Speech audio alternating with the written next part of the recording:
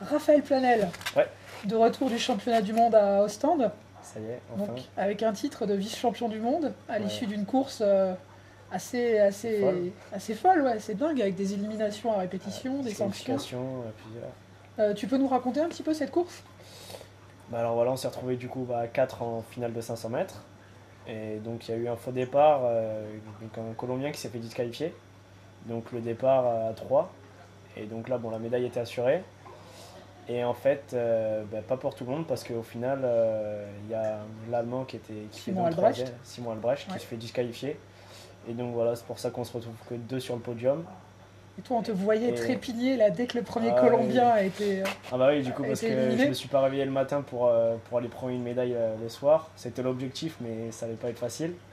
Et puis voilà, là, enfin le rêve qui c'était fini quoi. Toute une année, enfin toute une année, plusieurs années de travail qui enfin commencent à payer, quoi. Ouais, parce que ça fait quand même combien de temps que tu t'entraînes avec ta mère? T'as démarré le roller à quel âge? J'ai commencé le roller, j'avais 3 ans, et puis petit à petit, tous les deux, on a commencé à s'entraîner dur. Donc voilà, après, il y a plusieurs personnes qui sont intervenues pour nous aider pour mon début de carrière, et voilà, ça paye maintenant, c'est cool.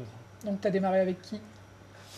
Bah, ma mère qui a commencé à m'entraîner, et puis par la suite, il y a Sanchez qui est Dominique venu. Sanchez, Dominique ouais. Sanchez qui est venu. Il a commencé en poussin à me donner à m'aider niveau entraînement, planification, tout ça. Après, voilà, il y a des personnes comme Christophe qui m'ont permis de me poursuivre dans mes déplacements, niveau matériel. Donc tout ça, ça aide. Après, voilà, il y a Pascal Briand, beaucoup qui nous a, techniquement, qui m'a fait réfléchir, qui me fait encore réfléchir. Et puis voilà, bon, la base, après, c'est voilà, mes parents, beaucoup, avec mon père dans le scooter, ma mère sur la planification. Donc, voilà. Ta mère était en équipe de France avant. Elle était en équipe de France, elle a fait vice-championne d'Europe par équipe quand elle était cadette. Et voilà, du coup, jusqu'à longtemps, on a fait la compétition des médailles.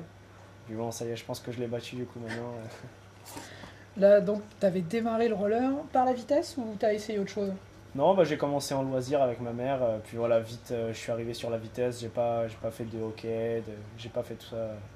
Je suis pas passé par les étapes. Ça a été tout de suite une volonté de faire de la Tout de suite, compétition? la compétition avec tout jeune, j'ai aimé gagner en fait, apparemment. Et puis voilà, bon, ça continue.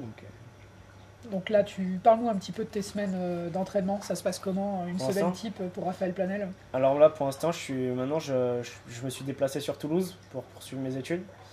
Donc je fais une prépa biologie qui va me permettre de poursuivre sur une école de podologue. Et donc j'ai que 15 heures par semaine de cours, donc ce qui me permet de m'entraîner le matin et le soir. Donc le lundi, j'ai pas cours. Donc là, c'est vraiment une journée qui va être importante pour moi. Après, voilà, j'ai beaucoup des entraînements quotidiens, T'as du roller. des aménagements particuliers? Bah, du coup, j'ai pas d'aménagement par rapport à mes 15 heures de course, donc qui me laisse vraiment beaucoup de temps.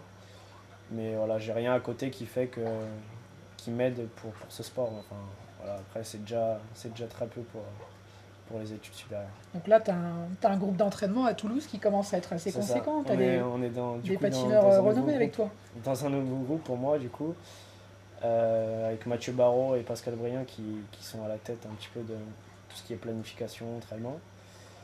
Et voilà, après le Parle-nous groupe des est patineurs vraiment avec toi. bien formé avec Nolan Bedjaf qui a fait une médaille au championnat du monde cette année, qui commence à titiller les meilleurs mondiaux. On a vu le week-end dernier Yann Guader Ouais. qui arrive à la fente. Juste au sprint. Donc ouais, voilà, un très gros niveau du coup pour s'entraîner. Après il y a Clément Chaduc qui est vraiment fort physiquement, qui nous attire beaucoup de trucs positifs.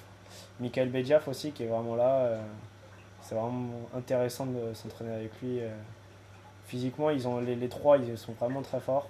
Après, il y a Elton de Souza qui a vraiment une pointe de vitesse qui est impressionnante. Du coup, ça me permet aussi moi de travailler ma pointe de vitesse. Après, à côté de ça, il y a le plateau technique qui nous permet de nous entraîner avec Aurélien Roumaniac, Nicolas Sanchez, Yacine Baroudi. Donc Du t'as coup, quand ça, même du coup, ça nous 4-5 fait. patineurs qui évoluent Au en équipe de quotidien, France. on est ouais, 4-5 à rouler en équipe de France. Donc, franchement, c'est positif. Vos lieux d'entraînement, c'est quoi? Alors, on s'entraîne soit à Pibrac, soit sur Grenade.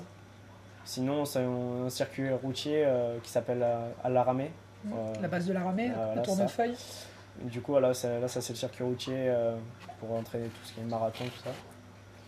Et voilà, du coup, il y a pas mal de diversité dans les lieux d'entraînement. C'est intéressant. Par rapport à ce que j'avais ici, c'est ce que je recherchais surtout. T'es un patineur qui est quand même relativement polyvalent. On t'a vu aussi bien sur des courses de fond que sur des sprints. Ouais.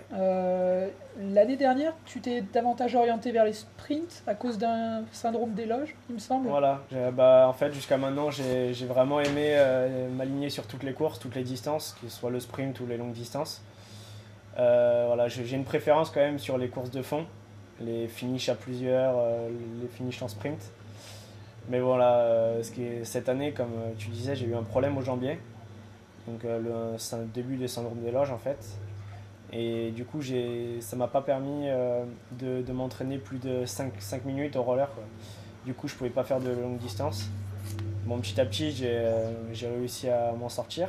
Voilà, donc sur la fin, j'ai réussi à faire pas mal de courses de fond. Mais voilà, du coup, pendant peut-être 1 mois et demi, 2 mois, j'ai fait du coup que de la vitesse comme un sprinter, quoi, et c'est ça qui m'a permis d'avoir une vitesse Oui, finalement, tu as intéressante. amélioré ton sprint, et ce qui est pas mal pour un Du coup, ce fondeur. qui m'aide pour le fond et pour la vitesse aussi, la preuve, parce que je fais une médaille au championnat du monde sur le 500 mètres, alors que la veille, je faisais une place de 6ème à la course à élimination. Du coup, Finalement, c'est un mal pour un bien. bah, franchement, du coup, ça se déroule super bien cette saison. Je pense que c'était le mieux à faire pour moi. Quels sont les points que tu travailles particulièrement à l'entraînement? Pour l'instant, surtout, je pense que je vais vraiment appuyer sur mon physique. C'est ce qui me manque le plus dans le roller. Après, voilà, il faut continuer à travailler tout ce qui est peloton, parce que c'est vraiment dans notre sport avec l'aspiration, comme on disait, c'est le plus important. Et voilà, après, je continue à alimenter ma vitesse pour qu'elle soit encore mieux, encore meilleure. Et voilà, du coup, être là sur pas mal de fins de course. Et là, une place de deuxième, j'imagine que tu vas pas t'en contenter, tu Bah, dois avoir des objectifs. Voilà, c'est ce que je disais. En junior première année, avoir un titre de champion du monde, ça aurait été un peu trop pour moi. Et alors que là, une médaille de 2, voilà, ça me donne la rage encore plus pour m'entraîner toute l'année. Et puis voilà, enfin aller chercher la médaille d'or si c'est possible. Enfin, je m'entraîne pour ça. Donc là, les objectifs pour l'année prochaine, des distances particulières ou... Ouais, bah alors voilà, là, clairement, j'ai donc le 500 mètres, forcément, je suis obligé de remettre la deuxième place en jeu. Donc forcément, essayer de retrouver la finale ou une médaille, ça ferait plaisir. Mais bon, après, voilà, c'est tellement aléatoire, c'est vraiment... c'est une course qui... Oh, putain. Oui, mais tu peux y aller. Ça se c'est joue à quel moment? ouais, le 500 mètres, c'est vraiment une course qui est aléatoire. On ne peut jamais se dire c'est gagné d'avance, quoi. Du coup, je le remettrai en jeu sans vraiment avoir comme objectif d'être champion du monde sur celle-là.